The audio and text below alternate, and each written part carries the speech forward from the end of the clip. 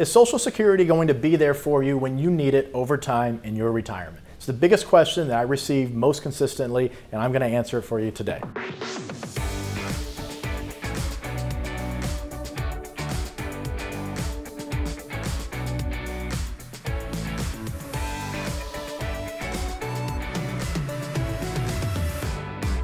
Hi, I'm Troy Sharpe, CEO of Oak Harvest Financial Group, certified financial planner professional, host of the Retirement Income Show, and certified tax specialist. So it's a toss-up. Which question I receive the most from clients? It's either, Troy, where do I stack up? How do I compare to other people as far as the amount of money that I have saved?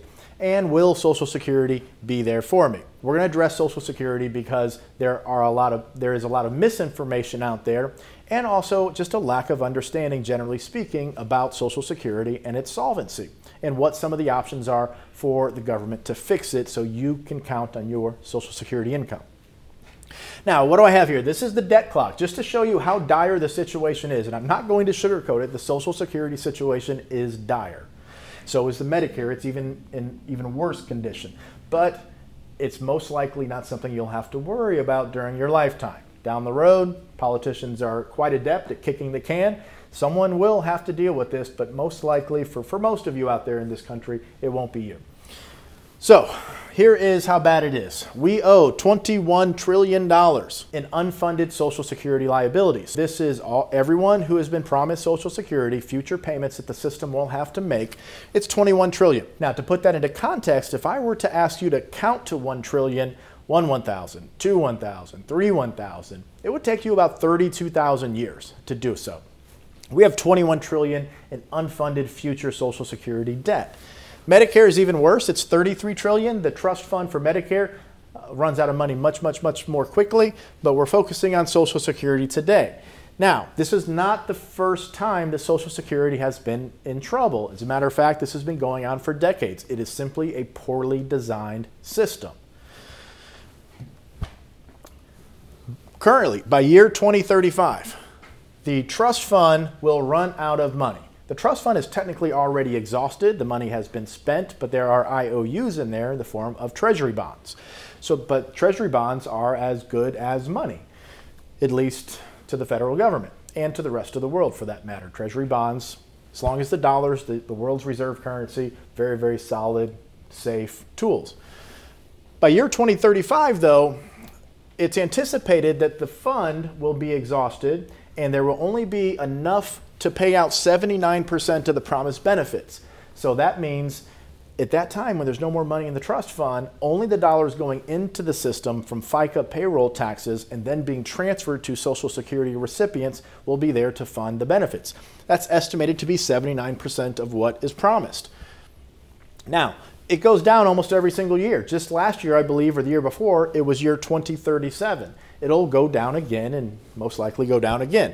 This is not the first time this has happened, as I said, but here are some basic solutions to what they can do and most likely what they will do at some point very soon. When I say very soon, I'm within the next 5 to 10 years. Number one, increase the wage cap. So currently, if you make more than $142,800 in this country, you do not pay Social Security taxes. It's FICA. It's withheld from your paycheck on your W-2 wages. 14.4% is that tax rate. Probably going to increase this as soon as this new tax legislation that the Biden administration is talking about planning to up to $400,000. So this would be a big tax increase that would help go toward shoring up the shortfall in Social Security. FRA increase. This is full retirement age. Depending on when you were born, your full retirement age was either 65, 66, maybe 66 in some months, or age 67. So prior to 1983, Social Security full retirement age was 65. Now, for most of you, it's going to be somewhere between ages 66 to 67. But they're going to most likely increase the full retirement age. Yes, we are living longer. And is that going to be maybe age 70, maybe 72? I don't know. But it is definitely a step that is likely to be taken to increase the solvency of Social Security.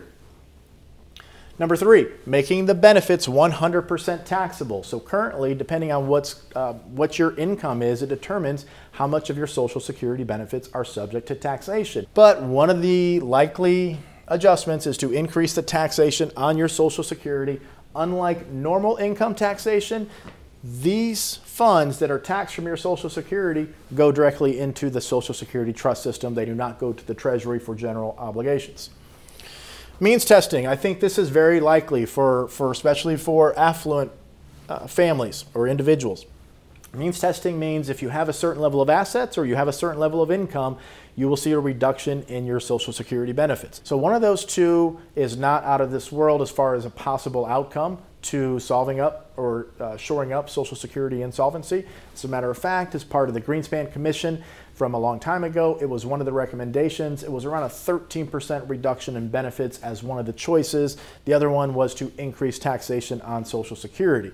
So anywhere between 10 to 15% is a reasonable estimation as far as means testing if you're concerned. 1983, just to give you an idea, before when they went to increase the solvency of Social Security, they created the windfall elimination provision. They increased the deferral for waiting until age 70 from 3% per year to 8% a year. This incentivized people to defer it. This is a likely outcome for any changes to Social Security coming forward. Social Security was tax-free prior to that, but they made Social Security taxable. And here are the brackets for individuals and married filing jointly. If you're in between this range, 50% of your benefits are subject to income tax, 34,000 plus, 85%. This is modified adjusted gross income, so it's your non-taxable interest like muni bonds, plus 50% of your actual Social Security benefits, plus your adjusted gross income. Married filing jointly, here are your ranges. So ultimately, they're going to do a combination of these steps, possibly some others, to increase the solvency of Social Security. It is one of the most politically probably unsavvy moves to go ahead and take your Social Security benefits away, because people in retirement, approaching retirement, is the largest voting bloc in this country. So it'll be phased in over many, many, many years if any changes do come that negatively impact your Social Security benefits. Hit that subscribe button, hit that thumbs up button, hit the thumbs down if you didn't like it, comment down below, and please share this video with a friend or family member.